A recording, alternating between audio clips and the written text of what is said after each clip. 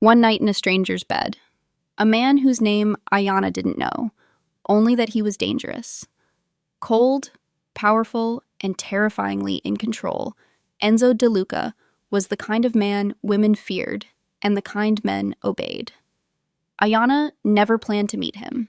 She never planned to witness a mafia crime.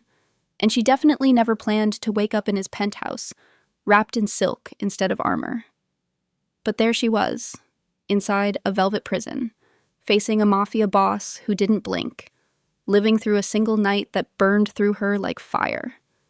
She was supposed to be a problem, a liability, a name that needed to disappear. Instead, she became something else entirely. By morning, the fear hadn't faded, but it had changed. Curiosity took its place. Tension followed. And beneath it all, a dangerous connection neither of them dared to name, even as the city outside pulsed with secrets and watched them both too closely. Months later, as enemies closed in and the past refused to stay buried, Ayana found herself standing in a place she never imagined, not as his prisoner, but as the one choice that could destroy him. Now let me tell you how one night in Toronto changed everything. What began in fear became fate. Before I begin, let us know in the comment where you are watching from and subscribe to this channel to support our growth. The sheets were too soft. Ayana's first thought as consciousness returned was how utterly wrong everything felt. Not because of pain, there was none, but because of the eerie comfort. Her cheek rested on silk, her skin cocooned in warmth, the kind of luxury reserved for women who had time to be pampered. Not the kind of comfort you woke up to after running for your life. Her body tensed before her eyes even opened.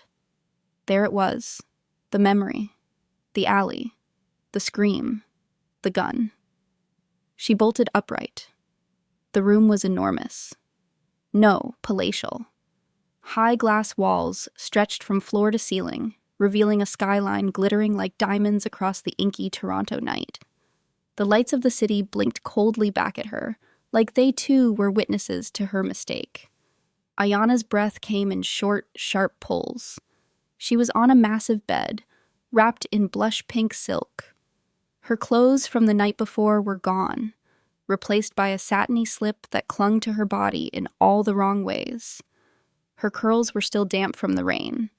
Her heart thundered like it was trying to break out of her ribs. Where was she? A shadow moved in the corner. She turned so fast it made her dizzy. And there he was, seated in a leather chair like a king on a modern throne, legs spread, arms resting on the chair like he owned everything his eyes touched. He wore a black shirt, open enough to reveal a tattoo sprawled across his chest, like ink over marble. His beard was silver, trimmed, regal. And those eyes, God, those eyes, cold, calculated, watching her like she was both an inconvenience and an unsolvable equation. "Good," he said. His voice was smooth, low, Italian accent thick but polished. "You're awake." Ayana yanked the blanket tighter around her. "Where the hell am I?" "My penthouse," he answered simply. "Downtown, 62nd floor. You're safe. For now." Her brows furrowed. "Safe? Safe from what? You?" She swung her legs off the bed, ignoring the dizziness that came with it. "You shouldn't stand yet," he said. "Screw that." She stood anyway. The world tilted.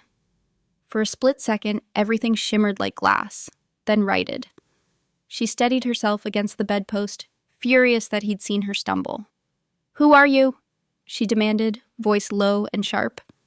He studied her, not like a man looking at a woman, like a strategist analyzing a threat. "Enzo De Luca." The name hit her like a slap. Everyone had heard of Enzo De Luca. In whispers, in headlines, in stories people told each other in bars when they thought no one was listening. The Italian man who'd built a criminal empire across continents. The one who ran things not through violence, but through cold, surgical precision. He didn't yell. He didn't threaten. He just made people disappear. Ayanna took a step back. You kidnapped me. You saw something you weren't supposed to. I saw you kill someone. He tilted his head, almost amused. And yet you're still alive. Why? She asked. Why am I still breathing? Enzo stood slowly. He moved like a storm that hadn't decided yet whether to destroy or pass. Because, he said, walking toward her with maddening calm, I don't make impulsive decisions, and killing you would be impulsive. Ayanna's fingers clenched around the edge of the silk blanket. You think that's comforting? I don't care if it's comforting. He stopped just a few feet from her. Up close, he smelled like leather and danger. His eyes scanned her face, slow and deliberate. You have a fire in you, he murmured. It's rare. Most people beg when they wake up in this room. You? You're angry. I'm furious, she spat. Enzo nodded once, approving. Good. Stay that way. It'll keep you sharp. She narrowed her eyes. You think this is a game? No. Games end. This doesn't.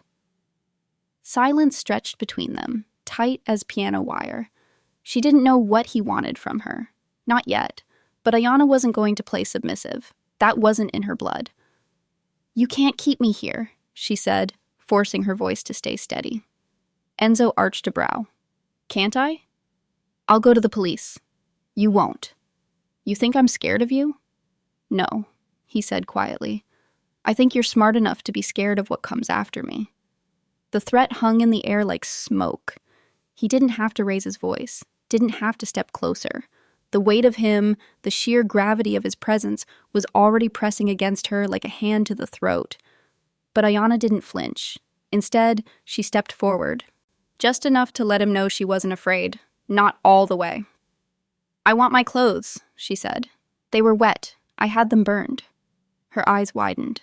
What? You won't need them. Excuse me? There's a wardrobe. He gestured toward a sleek, mirrored wall. All your size. You had clothes brought here? For me? I had them here before you arrived. The words hit her like ice. You were planning this. No, he said calmly. I planned for contingencies. Her skin prickled.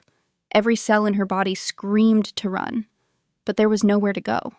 She didn't even know which way the elevator was, if there even was one. You're insane, she whispered. Enzo tilted his head again, like he was studying a painting. No, he said softly. I'm bored. Ayanna took a shaky breath. Let me go. He looked at her for a long moment, and then he said, No. The word was a verdict. Ayanna's jaw clenched. You can't keep me here forever. I won't have to, he said. You'll stop wanting to leave. She laughed, bitter and sharp. You think I'm going to fall for you? For this twisted little kingdom of yours? Enzo didn't answer. Instead, he walked away. Just like that. Turned his back on her and strolled to the bar near the window. He poured himself a drink, something dark and expensive, and took a sip, still watching the city like it belonged to him.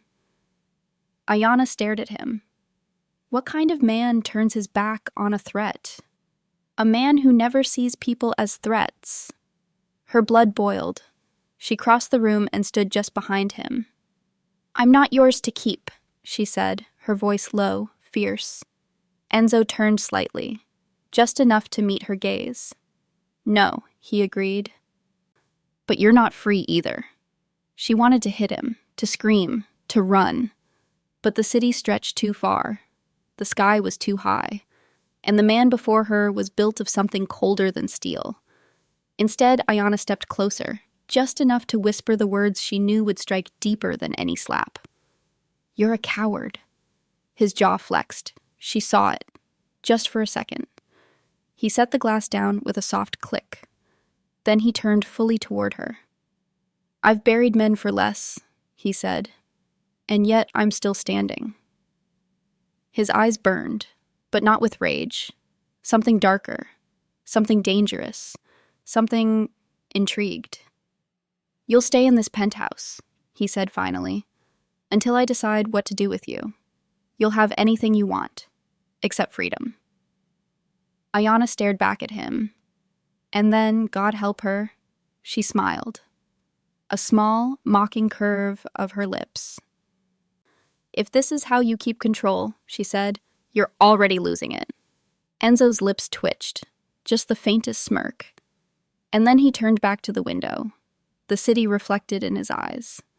Neither of them spoke after that. But the room? It crackled with something electric, something inevitable. The game had begun.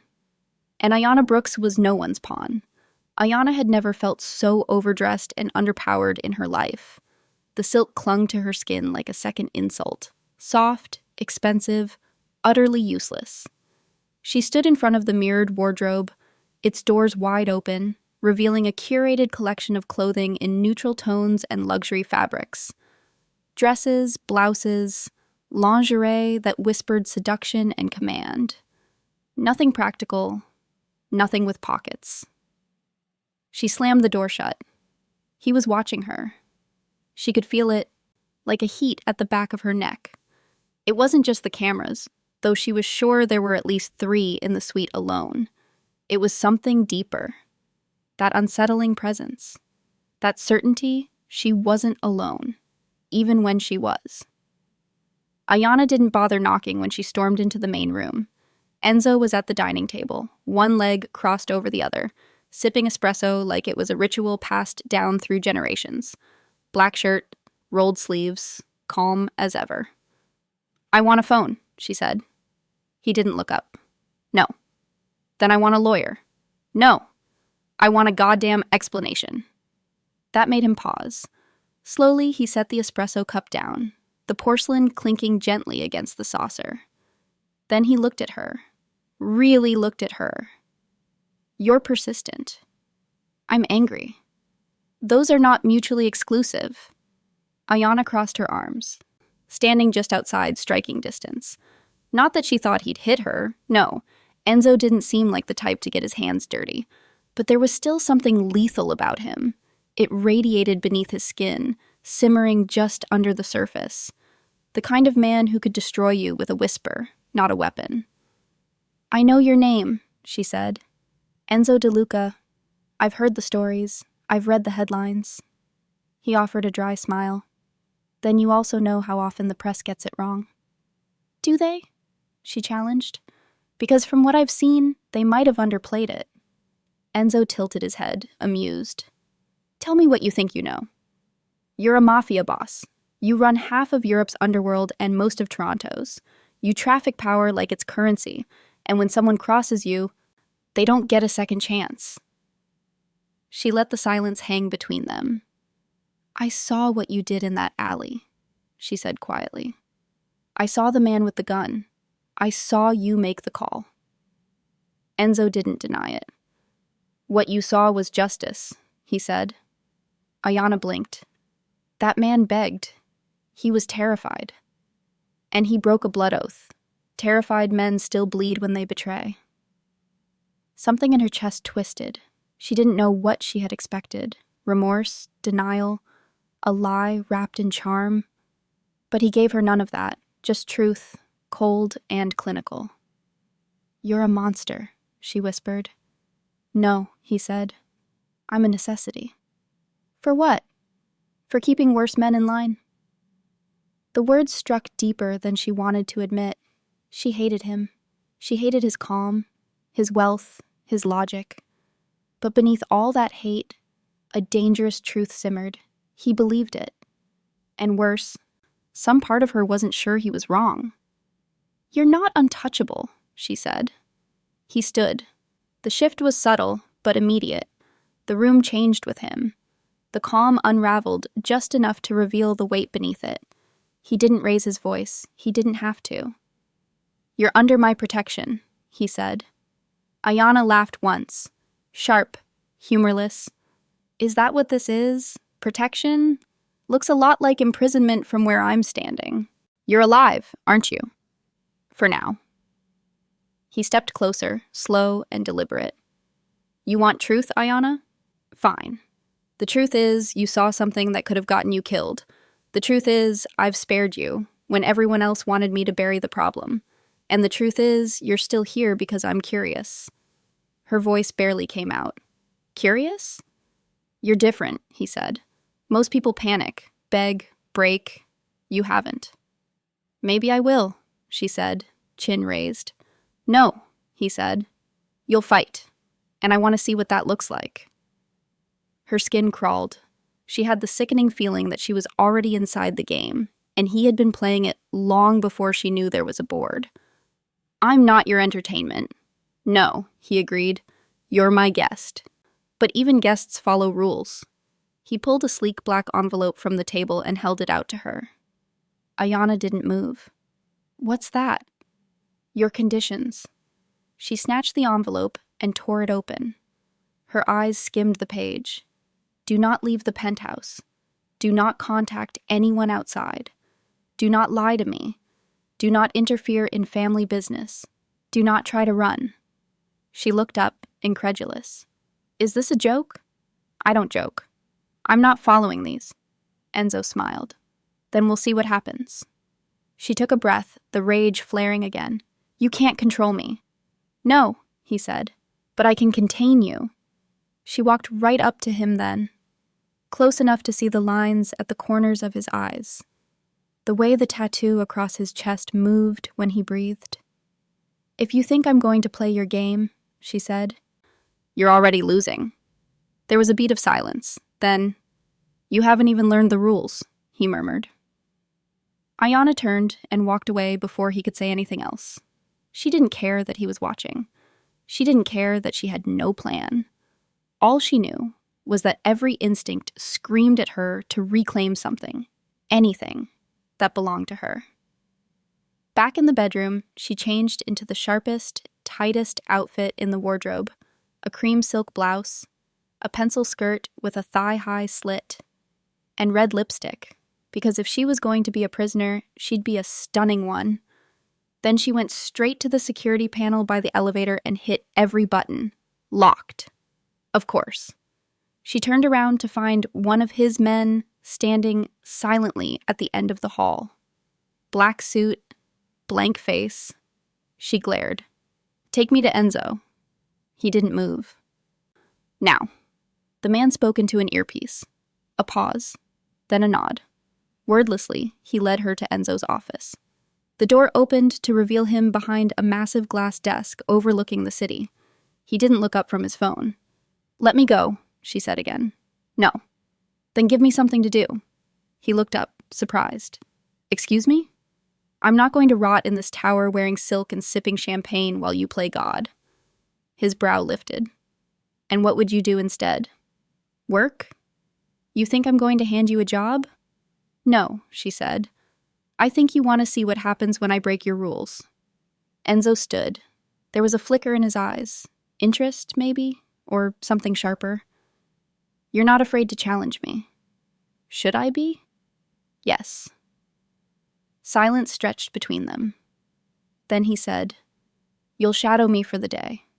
You'll listen, not speak. Watch, not act. I'll do more than that, she said. You won't, he replied coolly. Because if you interfere, I'll have you sent to a safe house where your only companion will be silence. Ayanna clenched her fists. Fine, I'll play your game. Enzo smiled, slow and dangerous. Welcome to the board, Miss Brooks. And just like that, the game began. Silk on her skin, steel in her spine. Ayanna didn't know the rules, but she was about to break every single one. The city shimmered like a jewel box outside the window, but Ayanna didn't care. She sat curled in the corner of the leather chaise, arms wrapped around her knees, her body still humming from hours of silence and tension. Shadows stretched long and low across the penthouse, flickering like ghosts whenever headlights swept past 60 floors below. The world outside kept moving. But in here, time had gone still. She hadn't spoken to Enzo since the morning. He'd vanished after that thin-lipped smile and his promise of a shadowing day. Instead, his guards had brought her lunch like she was a hotel guest on lockdown. She'd wandered the penthouse, memorizing doorways, silently noting exits, stairwells, weaknesses, anything. But every inch of the place had been designed like a trap disguised in beauty. She was locked in a palace made of glass and steel. Now it was late, and she wasn't sleeping. The silence broke. "You don't like the dark?" His voice, low, smooth, cut through the quiet like a knife through fabric. She didn't flinch, even though she hadn't heard him enter. He was good at that, appearing without warning, like he'd been there all along. Enzo stood at the edge of the room, half in shadow, sleeves rolled, a glass of something amber in his hand. Ayanna met his eyes. "I don't like being watched." He walked toward her with deliberate ease. "You always sit like that when you're alone?" "I'm not alone," she said. "Exactly." She uncurled slowly, grounding her feet on the carpet. He was close now, close enough to catch the scent of him. Leather, spice, danger dressed in restraint. "You didn't follow through," she said. "On what?" "Letting me shadow you." "I changed my mind." "Because I talked back?" "Because you're not ready." Ayanna stood facing him. "You don't know what I'm ready for." "I know what happens when people get too close to my world." "And what happens?" "They get buried in it."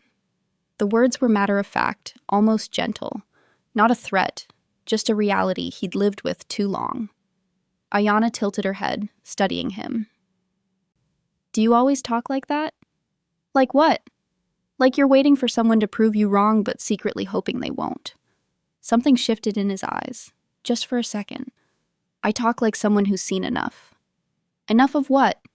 He didn't answer right away. Instead, he walked past her, set the drink down on the table, and moved to the wall of windows. Hands in his pockets, eyes on the city. "This place," he said. "Toronto, Rome, New York. Cities are all the same when you stand high enough. The lights blur out the blood." Ayanna crossed her arms. "That's supposed to impress me?" "No. It's supposed to remind you who you're talking to." She stepped closer. "I know who you are. I'm just not afraid of it." "You should be." "Why?" she asked. "Because you've killed people? Because your name makes grown men piss themselves in alleyways? Or because deep down you think if anyone sees what's under all that control, they'll stop respecting you?" Enzo turned then, and the look in his eyes was something sharp and heavy all at once. "You talk like someone who's been broken before," he said. Ayanna's throat tightened. The words hit too close. She didn't answer. He took a step forward. "You know what it's like to lose power," he said. "To stand in a room and feel invisible. To scream and have no one hear it. That's why you hate silence. That's why you fight." Her breath came shallow now, but she refused to look away. "I don't break," she whispered. "No," he agreed. "But someone tried." Ayanna moved to the bar, needing distance, needing space to breathe. She poured water into a crystal glass with shaking hands, willing them steady. When she spoke again, her voice was softer. "You think just because you've seen blood and war and whatever hell you crawled out of, you can read people?" "No," Enzo said. "But I can read pain. We carry it the same way, like armor." She drank the water, slow. Ice cold. It grounded her. "Who was it?" she asked. "The first person you had to kill." Enzo blinked once, as if surprised by the question. Then he walked to the couch and sat, elbows on knees, the weight of memory sinking into his shoulders. "My uncle," he said. Ayanna lowered the glass. "What?" "I was 16. He murdered my father in front of me. I waited 3 years, learned the business, earned trust. Then I put a bullet in his throat." She stared at him. "You planned revenge as a teenager?" "No. I planned survival. The only way to live in that world was to end him. There was no justice coming, no redemption. Just me." Ayanna sat across from him, the quiet between them less sharp now. Still heavy, but not threatening. What about your mother? She asked. She left when I was 9, couldn't handle what the family was. She thought if she ran far enough, it wouldn't follow her. Did it? Of course. Ayana looked down at her hands. Mine died when I was 13. Car accident, drunk driver. I was in the back seat. Enzo said nothing, just watched her. My father, her voice caught. He was never really the same after that. Started drinking, started changing. A beat. He hurt you, Enzo said. Not all the time, just enough to make me forget what safe felt like. Enzo leaned forward, forearms resting on his thighs. Is that why you came here? Toronto? Ayana nodded. New job, new life, new city, where no one knows who I used to be. You're not who you used to be. No, she said. I'm not. They sat in silence again. But this time, it wasn't awkward. It wasn't barbed or cold. It just was. Ayana studied him. There's something strange about you, she said. I hear that often. You live like a king, kill like a ghost, and yet you talk like a man who's already dead inside. He smiled, slow. Maybe I am. She shook her head. No, dead men don't get curious. His gaze locked with hers. Do you want to know what I see when I look at you, Ayana? Tell me. I see someone who refuses to be swallowed. I see the same in you, she said. Something unspoken shifted between them. Neither of them moved. But the air had changed. It wasn't just tension. It was recognition. Two people who wore armor not just to protect, but to survive. Two souls shaped by fire, refusing to melt. Ayana stood first. I should go to bed. Enzo didn't argue. She turned, walking toward the bedroom, but paused in the doorway. I still don't trust you, she said. He looked at her. I don't expect you to. But I don't hate you either, she added quietly. That made his expression shift. Just slightly. Just enough. I'll take it, he said. Ayana disappeared into the shadows. Enzo remained on the couch, staring out at the city. Eyes like knives, heart like stone. And for the first time in years, he didn't feel quite so alone. Rain tapped soft against the glass, blurring the skyline in hazy streaks of silver. The penthouse felt quieter than usual, cloaked in a kind of waiting.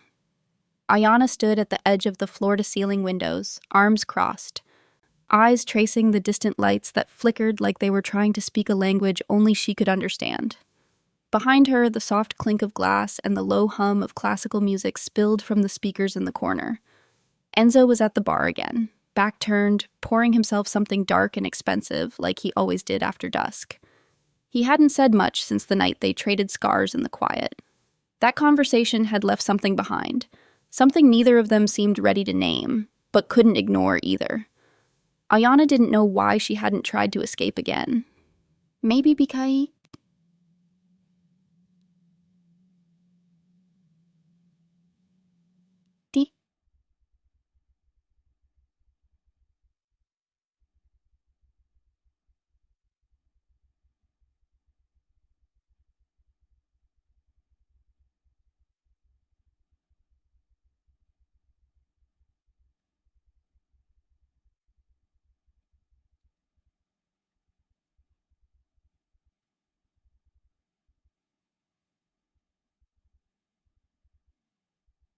Maybe because, for the first time in a long time, she felt seen. You don't sleep, Enzo said behind her, breaking the silence. She didn't turn. Neither do you.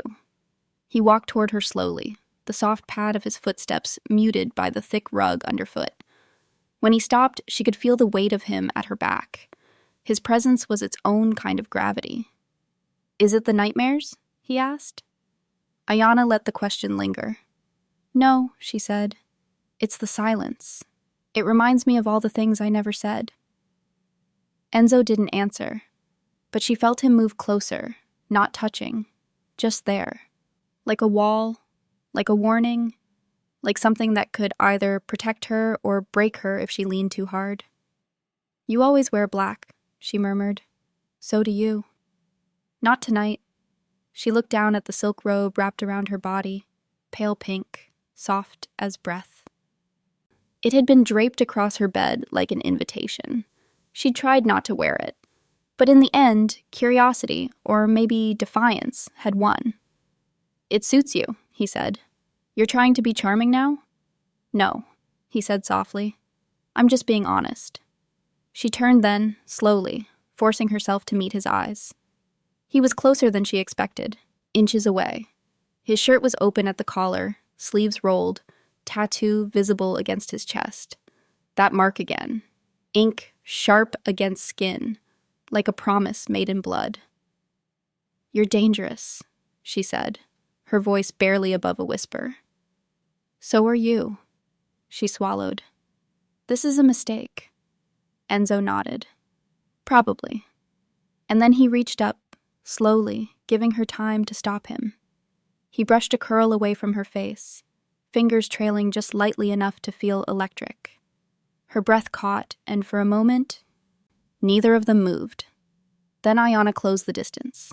The kiss was a storm. It wasn't gentle or uncertain.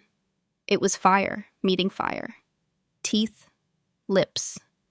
A gasp swallowed between mouths that had waited too long. She wasn't sure who grabbed first, his hands on her waist, hers fisted in his shirt, but it didn't matter. It was mutual ruin, beautiful and instant. His mouth was heat and control, his grip strong enough to hold her, but not break her.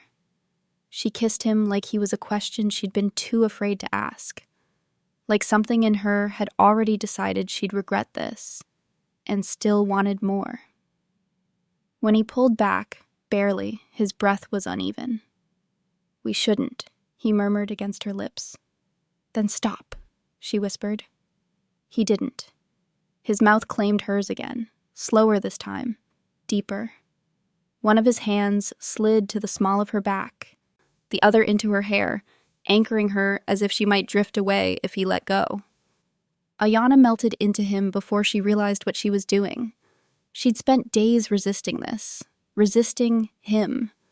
But in that moment, all she could feel was the heat pooling low in her stomach, the ache of something she hadn't felt in so long she forgot what it was called. Desire. She broke the kiss first, gasping for air, eyes wide and wild. Enzo looked at her like he was trying to memorize everything. Ayanna stepped back, just enough to think, to breathe. The room tilted, not physically, but emotionally. The balance they'd built was gone, shattered. This wasn't part of the arrangement. It wasn't part of anything. "You want control?" she asked, voice hoarse. "No," he said. "I want truth." Her arms crossed again, but this time it was to keep herself from shaking. "The truth is, I don't know what I'm doing." He nodded once. "Neither do I." Silence wrapped around them again, the kind of silence that felt full, not empty. Her pulse still raced, her lips still burned, and she knew, God, she knew, this had changed something. "You kiss like you're not afraid of consequences," she said. Enzo's eyes darkened. "I live with them every day." She turned back to the window, needing to ground herself, needing space. "You going to tell me that was a mistake now?" she asked. "No," he said, "but it was dangerous. I already told you. I'm not afraid of you." "You should be." "Why?" "Because I don't lose things," he said, "and I don't share." She turned back to him, heart stammering. "I'm not a thing to be kept." "No," he said, "but you're already mine." The words sank into her like ink into water. Too fast. Too much. Too late. Ayanna should have walked away then, should have turned her back and shut the door and reclaimed whatever lines they'd just erased. But instead she whispered, "Then stop holding back." And just like that, the door was open. The dangerous kind. The kind you can't close once you step through. She saw it in his eyes. The flicker of restraint. the last thread of logic trying to hold him back. But they were past that now. The first touch had already broken them, and everything after would burn. The morning came without warning. No alarm, no sun, just the dim gray of Toronto's winter pressing against the glass and the ache of a night she couldn't name. Ayanna lay still in the massive bed, her body wrapped in warmth, but her mind already pacing. Enzo was gone. She felt it before she reached for the space beside her and found it cold. It wasn't a surprise. He'd kissed her like a man who didn't know how to want gently, like someone who'd been starving without realizing it until his lips were on hers. And yet, when it was over, he hadn't stayed. She rolled over and stared at the ceiling, the silence of the penthouse no longer peaceful, but expectant, charged, like something was coming. Voices echoed faintly beyond the double doors, low, tense, male. Ayanna moved quickly, sliding out of bed and into one of the silk robes she hated how much she liked. She padded across the floor on bare feet, quiet as a whisper, and pressed her ear to the door. Nothing. Then, cautiously, she cracked it open. The voices were clearer now, coming from down the hall, just beyond the curved glass wall that led to Enzo's private study. She followed them, silent and steady, heart hammering with each step. "Can't keep her here, Enzo," one of them said. Not Enzo, someone else, sharp, agitated. "She's a civilian," another voice added. "You said one night, it's been 5. "She's not a problem," Enzo replied, calm and measured. "She is the problem," the first voice snapped. "She saw the hit. She knows who we are. She knows you. And now you're sleeping with her?" Ayanna froze. The silence that followed was loud. "I said," Enzo's voice came finally, low and dangerous, "that I'm handling it." "You're not thinking straight. This is how it starts, Enzo. One woman, one weakness, and suddenly you forget who you are. This is how men like you fall." "She's not a weakness. Then what is she?" There was a pause, heavy enough to crush air. "She's mine," Enzo said. Ayanna backed away, breath caught between her ribs like a trapped bird. They knew. They all knew. And worse, some of them hated it. She turned to head back to the bedroom, but a voice stopped her. "She overheard," someone muttered. Ayanna's blood went ice cold. Another voice replied, darker this time. "Maybe it's time we fix that." She didn't wait to hear more. She ran. The doors to the penthouse bedroom closed just as footsteps rounded the corner. She pressed her back to them, heart thudding so loud she could hear it in her ears. Her hands trembled. Not with fear, but with fury. Not because she was helpless, but because she'd started to believe she was safe. She wasn't. Not here. Not even with him. She paced the length of the room, then grabbed her clothes from the back of the velvet chair. No silk tonight, no pretty robes, just her, in jeans, boots, and the resolve she had arrived in Toronto with. She needed to get out, not because she was scared of Enzo, but because she knew the rules of this world now. You didn't get second chances. You didn't get time to figure it out. You either ran, or you died wondering if you should have. The elevator was out of the question. But maybe the emergency stairwell. She'd seen it once at the far end of the hallway behind the staff wing. It was rarely guarded, no cameras, just a steel door and a long descent. She crept out again, quiet and fast. The voices were gone now, the hall empty, the tension like a shadow that hadn't decided where to land yet. Her boots made no sound on the marble floor. Her fingers brushed the cold steel of the emergency handle. But before she could pull it, "I wouldn't," Enzo's voice, behind her. She turned slowly. He stood there, coat on, hair damp from the rain, jaw tense, eyes unreadable. "You lied to me," she said. "I never promised you safety from my men," he replied, "but you let me believe it. I let you stay alive. That's different." Ayanna's eyes burned. They want to kill me. They don't get to want things. They said you're not thinking straight, that I'm a weakness, that you're falling. Enzo stepped closer. Are you trying to convince me or yourself? I want out. No, he said simply. You don't get to trap me here and call it protection. You don't get to play savior and sinner in the same breath. I'm not playing anything, he said. This is who I am. Then I'm done. She turned to the door again. Go, he said behind her. Run. See how long you last. She froze. You think I won't make it? She asked, voice low. I think they'll find you before you reach the street. Ayanna turned back to him. Then help me. If you care, even a little, help me disappear. Something flickered in his eyes. Conflict, pain, maybe pride bleeding at the edges. I don't let people go, he said. Maybe it's time you learn. A long silence passed. Rain beat harder against the glass. A siren wailed in the distance. Then Enzo stepped forward and gently reached for her hand. She didn't flinch, but she didn't take it either. You don't know what it costs, he said softly, to protect something fragile in a world built on fire. I'm not fragile, she said. No, he agreed. But you're not made for this life. Then let me choose my own. He looked at her like he wanted to argue, but he didn't. He just nodded once, slow. I need time, he said. You don't have it. I'll buy it. Ayanna stared at him for a long, aching second. Then she pulled her hand away and walked back down the hall. The game had changed. Loyalty was cracking. And now the Mafia was moving. She wasn't safe anymore, not even from him. The wind was brutal at 60 stories up.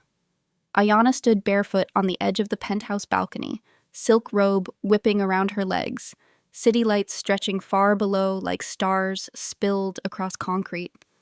Her hands gripped the cold steel railing, her breath fogging the night air. She wasn't planning to jump. She wasn't that kind of desperate. But for the first time since she'd landed in this nightmare, she understood why someone might consider it. There was something seductive about the idea of silence. A way out that didn't involve running, hiding, bleeding. But Ayanna Brooks wasn't made to disappear. She was made to survive. The decision had been made hours ago. After the whispers, after the confrontation, after Enzo's quiet, haunted, I don't let people go. She'd gone back to the bedroom, not to rest, but to plan. Her eyes scanned the blueprints she'd etched into memory. The emergency stairwell, the lack of cameras near the service elevator, the brief window between 3:15 and 3:30 a.m. when the guards rotated shifts. She had one shot, and she was going to take it.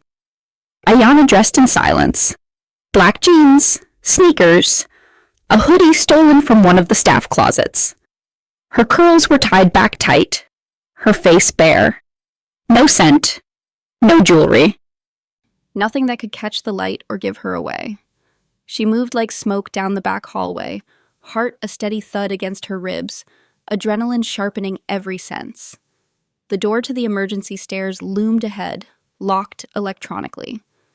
But Enzo had shown her once, accidentally, that he kept an override key in his office, hidden beneath a drawer lined with pistols and cigars. She'd taken it 3 hours ago. It slid in cleanly. The lock gave a soft click. The door creaked open. Cold air rushed in from the stairwell, damp and metallic. She didn't hesitate. She didn't look back. Floor by floor, Ayanna descended. 30, 20, 15. Her legs ached. Her lungs burned. But her mind stayed sharp. No alarms, no footsteps, just the hum of emergency lights and the sound of her breath echoing down steel and stone. When she hit the lobby level, she stopped behind the last door, listened. Voices. 2 men, laughing, a mention of poker, cigars. Nothing sharp, nothing alert. She waited for the next burst of laughter, then pushed the door open and slipped into the shadows. The lobby was sleek marble, dripping with gold and quiet menace. Security cameras faced forward, not toward the service corridor. Ayanna moved fast, hugging the wall, ducking into a janitor's closet, then slipping through the side exit into the alley. Rain slapped her face. The city was soaked. Neon signs blurred through the downpour, casting red and green streaks across puddles. Taxis rushed past. Headlights swept through fog. It was alive out here, loud, chaotic, free. Ayanna ran. No plan, no destination, just movement. Away from Enzo. Away from the men who wanted her dead. Away from the man who claimed to care but would rather keep her caged than let her go. She didn't stop until her legs gave out on a side street just off Spadina. She collapsed against a graffiti-covered wall, gasping, heart hammering against her ribs like it wanted to escape too. Her clothes were soaked, her hoodie clung to her like second skin. But she was out. She was out. She tilted her head back and laughed, breathless and wild. Then she cried. It didn't last long.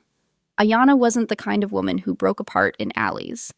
But the tears came anyway, fast and hot and furious.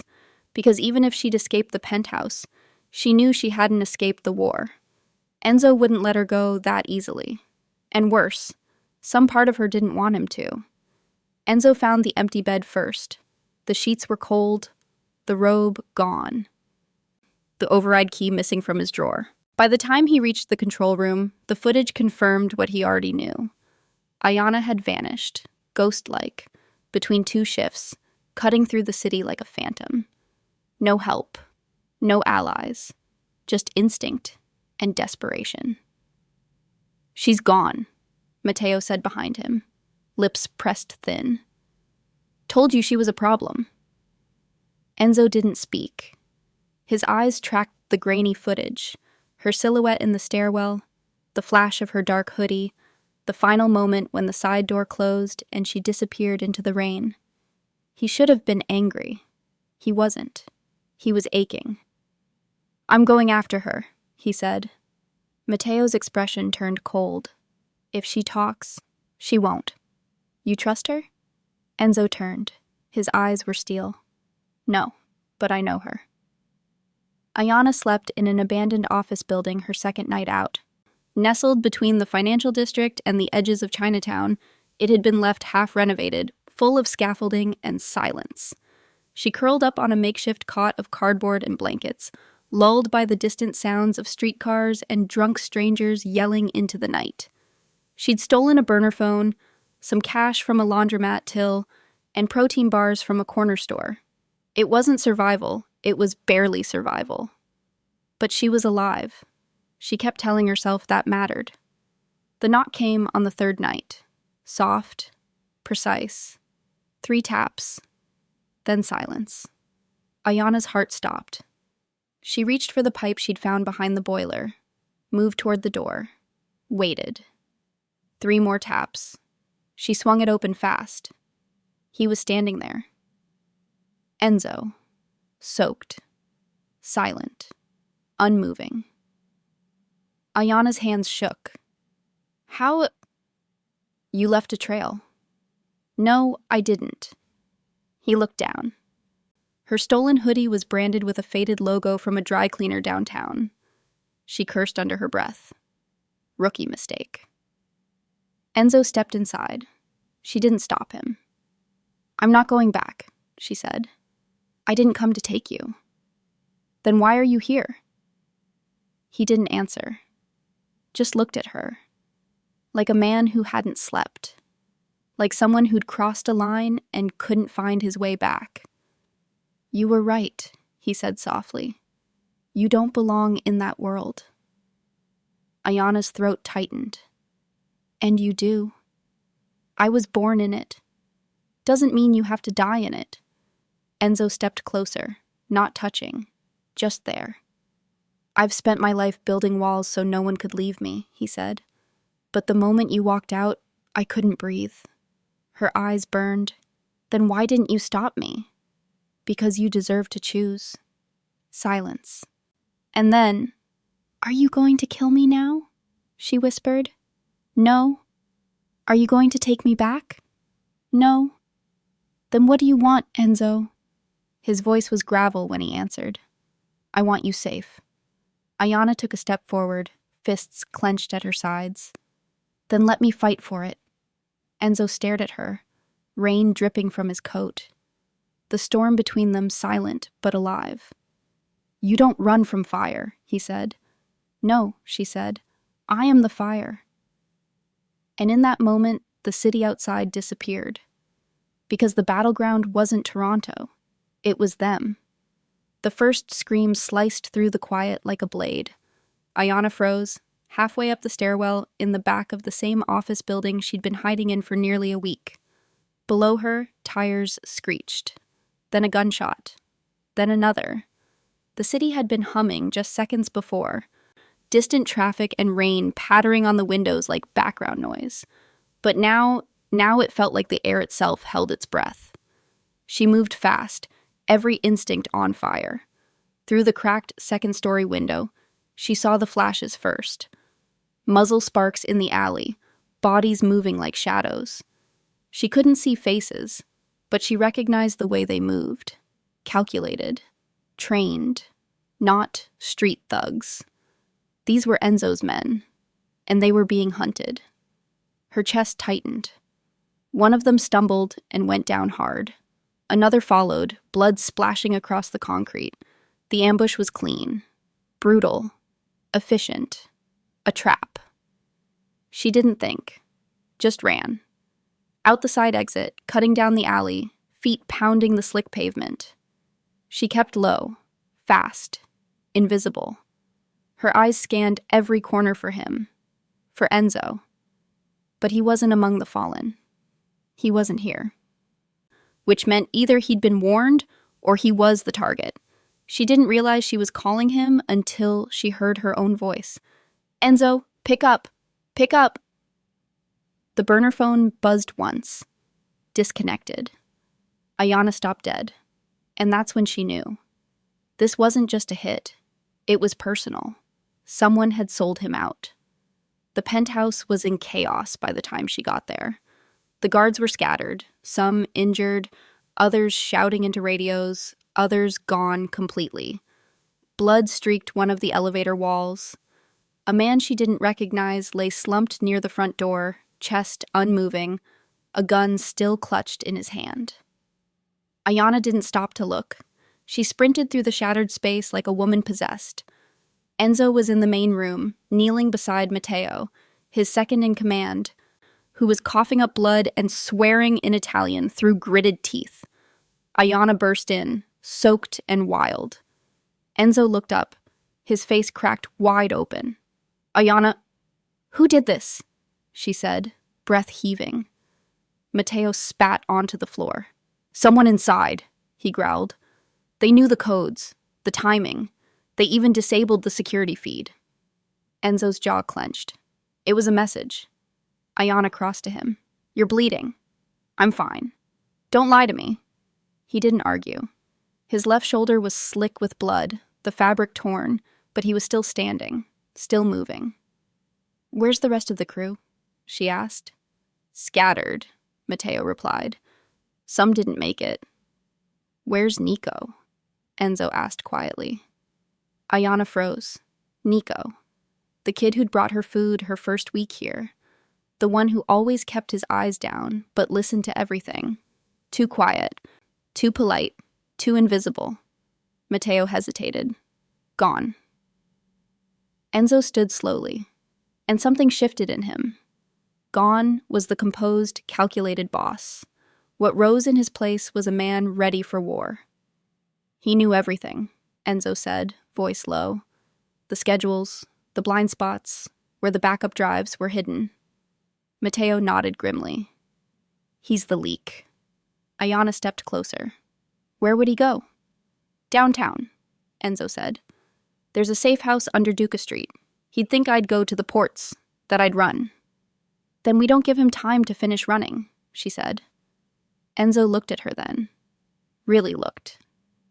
"You came back." She didn't blink. I told you, I don't run from fire. He stepped closer, cupped her face with a bloodied hand. They're going to come again. I don't care. It's not safe. It never was. And in that moment, he knew. He didn't have to protect her. He had to fight beside her. The drive was silent, fast, every red light ignored. Ayanna sat in the passenger seat of a stolen black SUV, a gun tucked beneath her coat, her fingers tapping against the door in restless rhythm. Enzo drove like he was chasing something only he could see. By the time they reached Duca Street, the rain had stopped. The silence was worse than any downpour. Enzo parked 2 blocks away. They moved as one, quick, quiet, lethal. The building was low, half crumbling, forgotten. The perfect kind of place to hide something dangerous. They entered through a broken back window. Enzo led. Ayanna followed, heart hammering, grip steady. Inside, the air smelled like dust and oil. Voices echoed from the far end of the hall. One of them was Nico.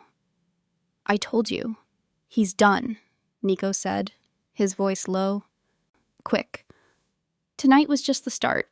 Once the family sees he can't keep control, they'll beg for someone else. A second voice, rougher, older, laughed. And you think they'll back you? I'm the one who got the codes. I'm the one who made the kill list. Enzo's slipping, and when he falls, I'll be standing on his ashes. Ayanna didn't wait. She burst through the door. Nico's eyes went wide. But he didn't get to speak. Enzo was on him in seconds. The room exploded into motion. Fists, gunfire, chaos. Ayanna ducked, fired once, grazing the second man's leg. He dropped. Enzo slammed Nico against the wall, his voice a low snarl in Italian, too fast for Ayanna to catch. But the rage, that was universal. Nico spit blood. You're done, old man. You don't get to speak, Enzo hissed.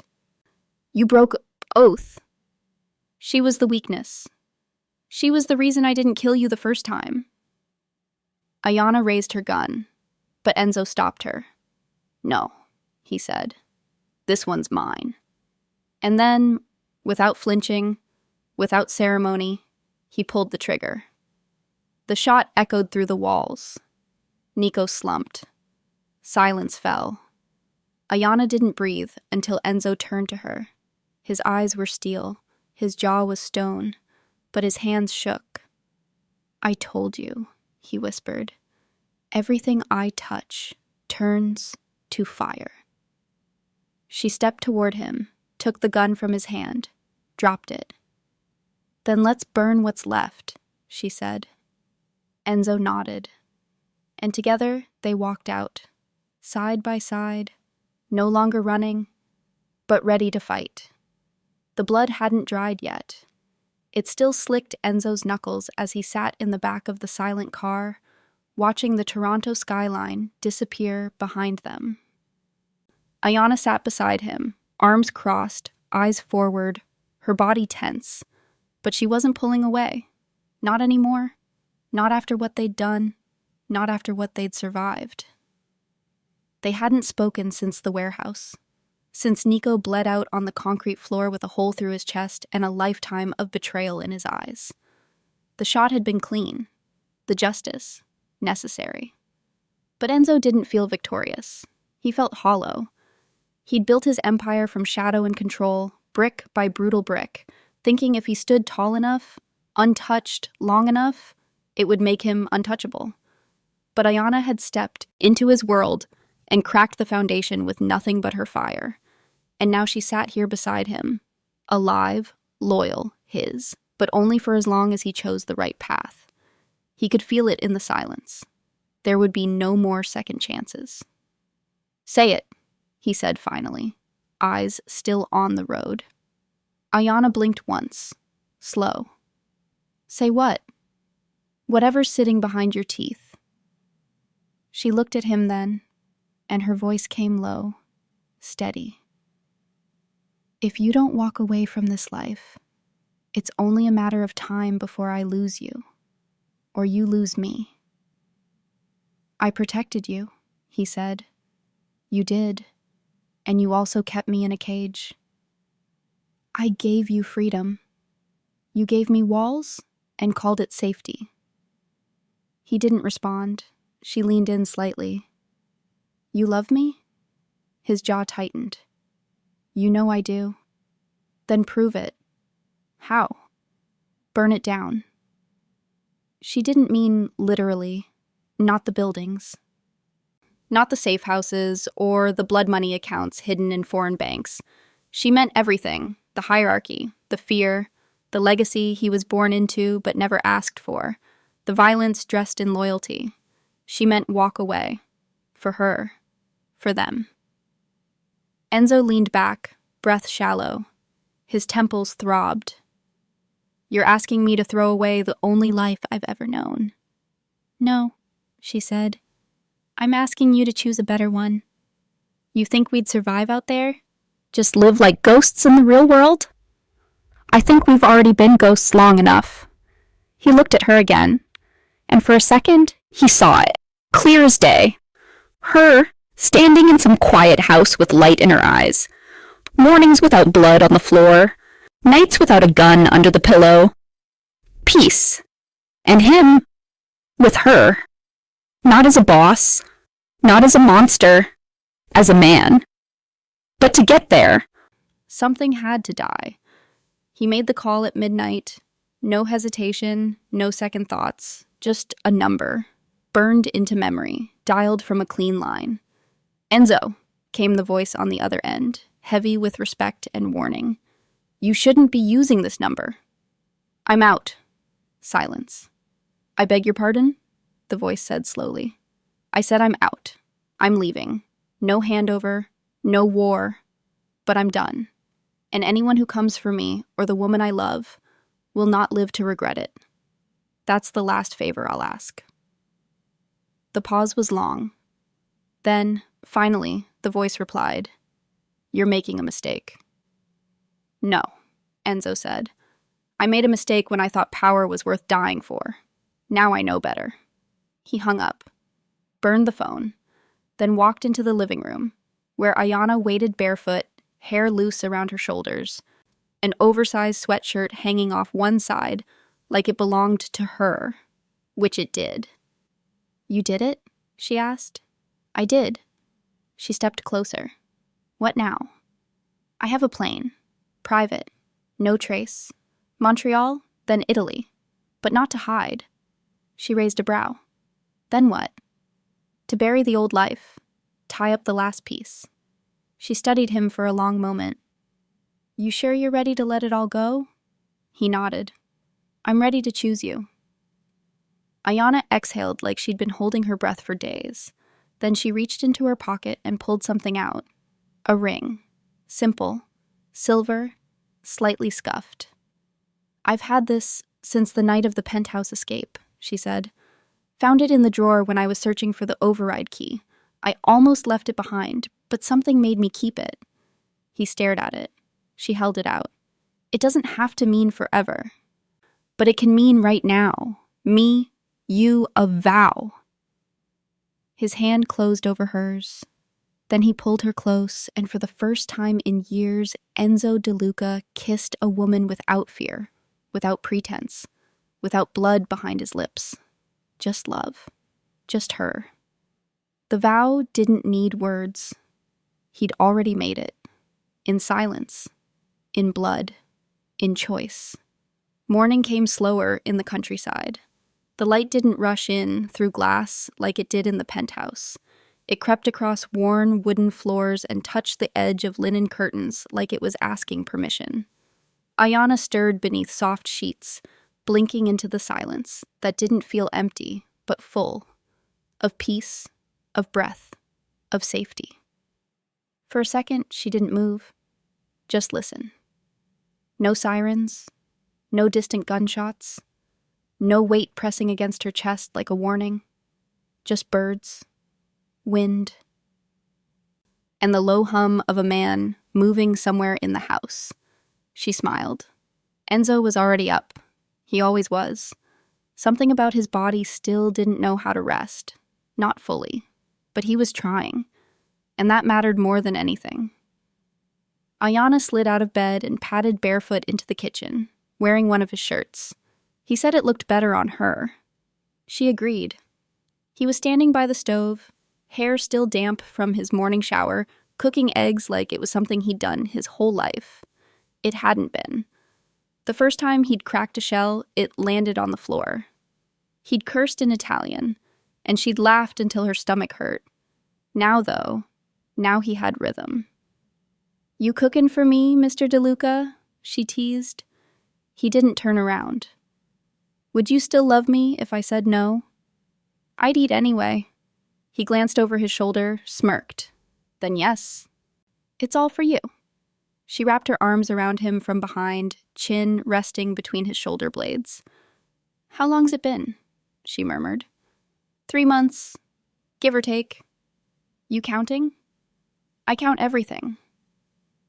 It was true. Enzo still carried numbers in his bones. But they were different now.